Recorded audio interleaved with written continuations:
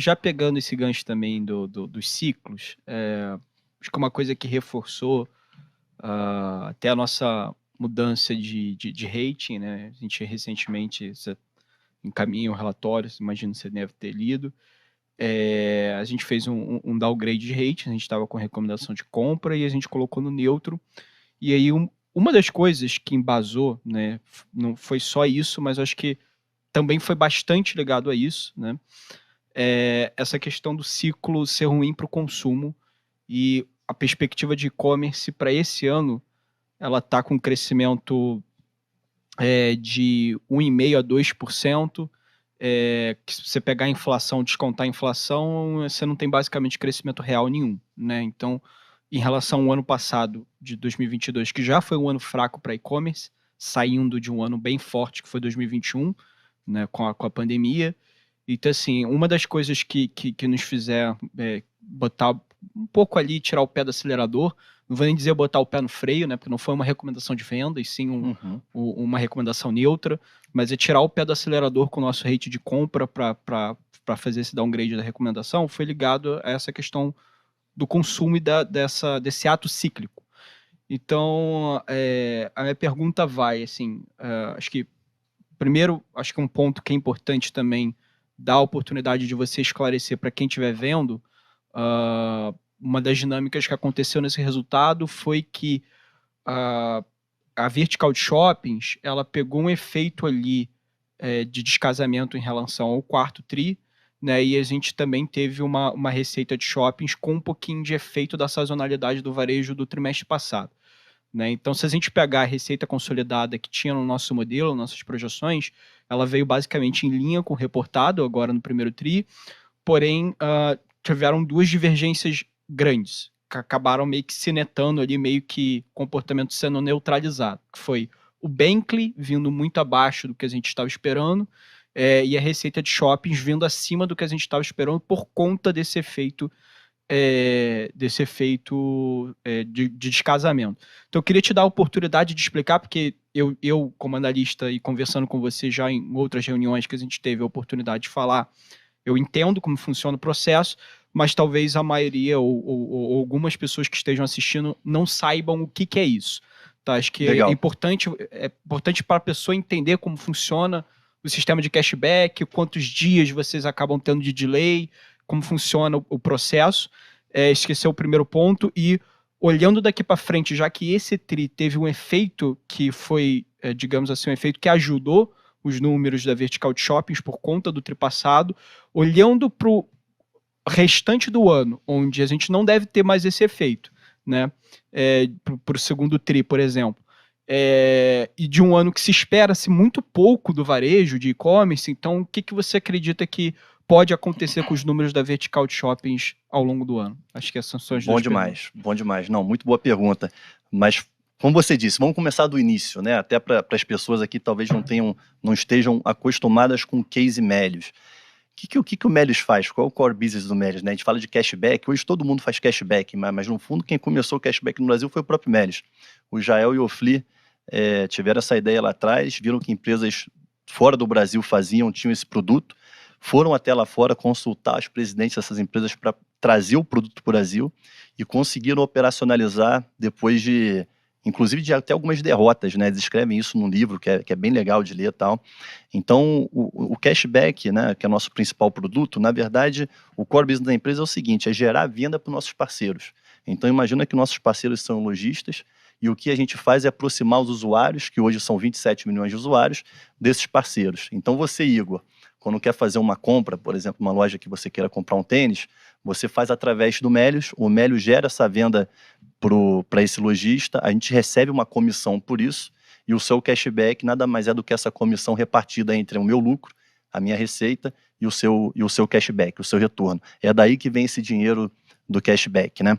Então, isso começou de maneira muito pequena, em BH, com o Ofli, com o Israel, e se tornou, vocês podem ver, provavelmente vocês nunca viram o Melius fazer uma grande propaganda em TV e tal. Na verdade, a gente foi à TV uma vez para fazer um teste, mas fora isso, o Melius nunca investiu muito em marketing, a gente sempre foi muito boca a boca, né? As pessoas realmente comentando, usufruindo, e vendo que realmente aquilo acontece. Você compra alguma coisa e você recebe um percentual dessa tua compra de volta, né? Muito jeito que o Melius cresceu e chegou até aqui. Então, nessa operação, como é que ela funciona de maneira mais didática, mais prática? Você, Igor, vai comprar esse tênis no lojista, por exemplo, através do e-commerce, você faz a sua compra. No ato que você fez a sua compra, nós sabemos que você utilizou o caminho do Melius para chegar naquele lojista. O lojista também vai ver isso, ele consegue traquear essa compra e consegue ver que o Melius ajudou eles a gerar aquela venda. Então, um período seguinte, que pode variar entre 10 e 40 dias, dependendo do lojista, mais ou menos 20, 30 dias, a gente recebe a confirmação do lojista que aquela venda foi realmente gerada, você não devolveu o produto, não teve qualquer problema com o produto, você já está usando o produto, então ele notifica a gente que a gente tem uma comissão a receber. A gente fatura esse lojista, né, recebe a comissão devida e essa comissão a gente pega, reparte com o usuário final, que é o cashback do usuário final. Então veja que aqui, entre o início da compra, que foi quando você realizou a compra online, até o momento que você realmente recebeu o cashback, tem um prazo, tem um período, que varia. Pode ser até 6, 10 dias, mas também pode ser ali mais próximo dos 40 dias. Em média, 25, 30 dias que demora. Isso é o tal do descasamento, que faz o número operacionalmente falando ser divergente do número financeiro. Então, o que você estava comentando é o seguinte, o número do quarto trimestre teve um descasamento, impactou na receita do primeiro trimestre. Por que isso? Porque o número do quarto trimestre é o número que sazonalmente ele é mais forte. Por quê? Dinâmica de mercado de varejo. Você tem a Black Friday, que é muito importante não só lá fora, mas aqui no Brasil. Vocês têm as festas de final de ano, então você gera muita venda. Então os números operacionais do quarto trimestre usualmente são os números mais fortes. Em compensação, as vendas tendem a cair no primeiro trimestre por conta desse descasamento, né? Então, se você comparar, por exemplo, esse ciclo do quarto com o primeiro trimestre desse ano com o ciclo do ano passado, o que aconteceu? Nessa dinâmica, esse ano, o nosso primeiro trimestre teve uma receita muito positiva, por conta desse descasamento das vendas que vieram do quarto trimestre, assim como no ano passado. Só que no ano passado, as vendas do quarto trimestre foram muito fortes, que a gente veio no quarto trimestre de 2021. Como você também já disse, o ciclo estava lá em cima. A sazonalidade, não só a sazonalidade boa, mas também o céu de brigadeiro. Estava todo mundo vendendo muito. Então a gente teve números muito bons para reportar que influenciaram o número do quarto trimestre no primeiro trimestre. Nessa ocasião desse ciclo desse ano, incidiu a mesma coisa, só que de uma forma menor, né? Então teve um impacto ali das receitas que foram operacionalmente realizadas durante o quarto trimestre e também dasquelas que foram realizadas durante o começo do primeiro trimestre. Mas essa dinâmica, ela tende a acontecer ao longo do ano.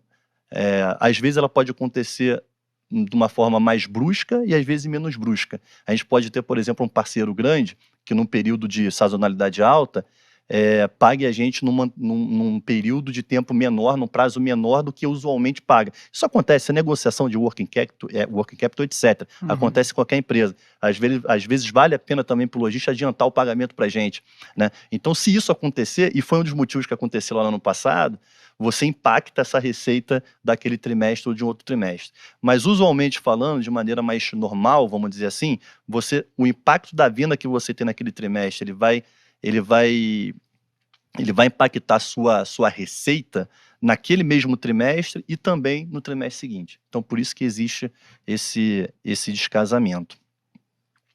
A sua segunda pergunta, Igor, sobre... Foi olhando daqui para frente... É isso, o cenário de e-commerce, né? Isso, exato. Como você bem disse, assim, a gente saiu de um ciclo muito forte em 2021 e já no início de 2022, até de maneira muito, vou dizer, rápida, a gente conseguiu observar que o ciclo realmente estava mudando, que a gente não teria mais aquele cenário bom que a gente estava tendo com o e-commerce.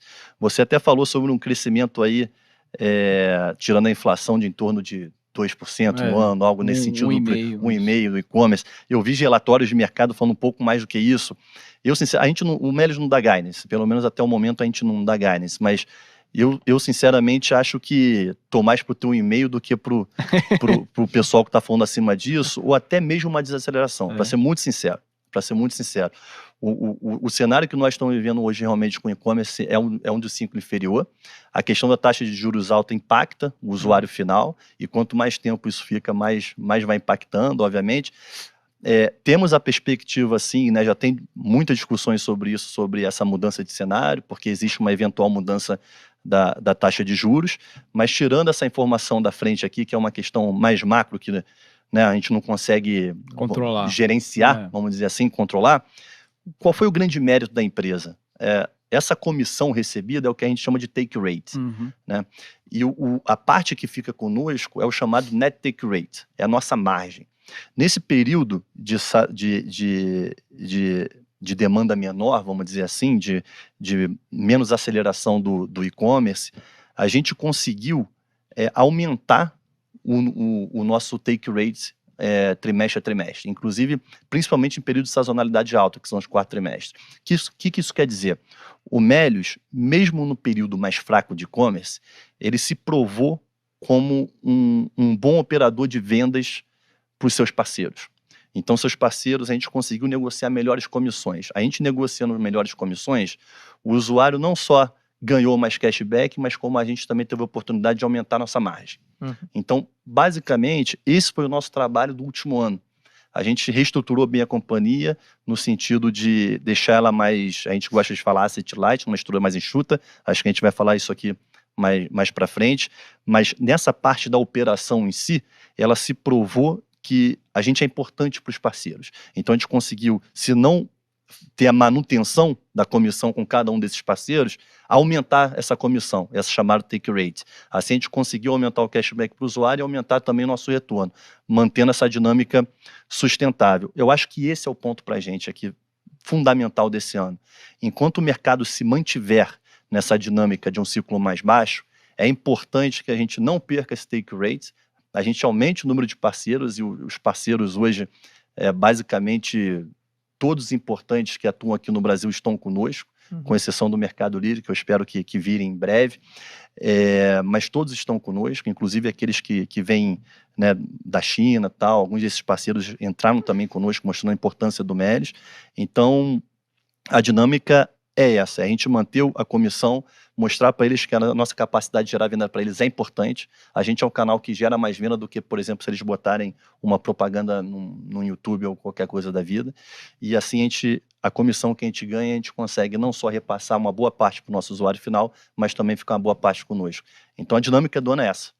Basicamente, para a gente atingir o break-even e falando do core business, é atuar forte nessa frente.